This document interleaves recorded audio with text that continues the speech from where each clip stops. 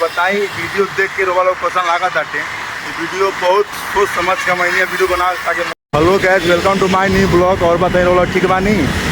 और इस समय हम नैनीताल पाइल में नौका ऊपर ब्रिज हम आइल बानी ताकि आपको वीडियो बनावे खातिर जो भी गंगा चौथा पर गंगा जी बहुत है चलिए वीडियो रोवा के बनाई। और बताई वीडियो देख के रोवा लोग पसंद लगा ताटे।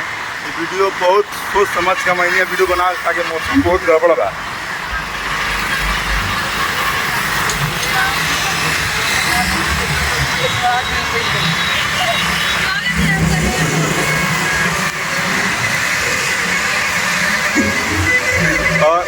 और देखिए गंगा जी, देखिए गंगा जी बहुत नहीं है।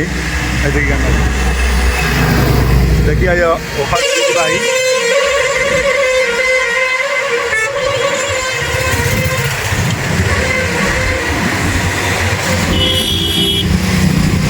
और एजा आप लोग के आवे के चाहिए ताकि एजा अला से आपके मन के हल्का होके और ऊपर से भी हल्का करे के मन बना। तो अब शाम के आई या लाल पीला हरियर सब जो देखे के मिली देख के रहो मन हरियर हो पियर भी हो सब कुछ हो।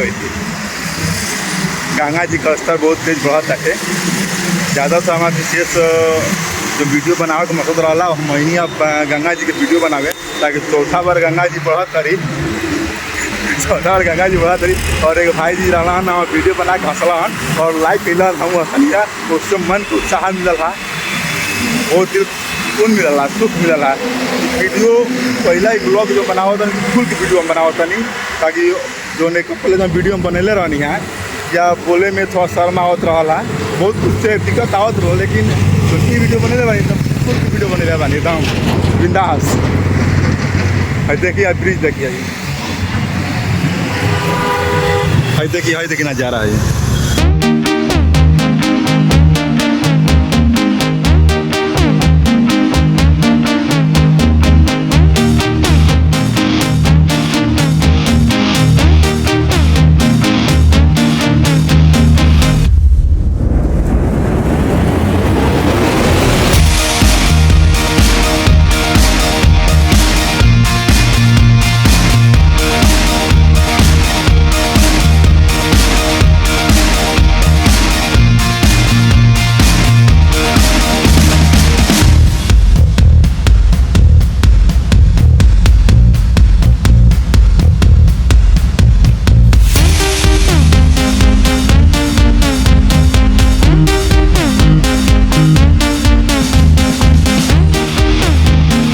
वीडियो देखे खातिर आप हमसे सपोर्ट जरूर करम जा ताकि वीडियो आपको अच्छा लगे तो और कमेंट और लाइक सब्सक्राइब तुरंत बहुत जल्दी करम जा देखने से पहले बारी कोकी खाई देने और हम मन के उत्साह और उत्तेजना हमके बढ़ाई रहा लोग ताकि ऐसा वीडियो आपके प्रोवाइड हम करम। जय हिंद, जय भारत।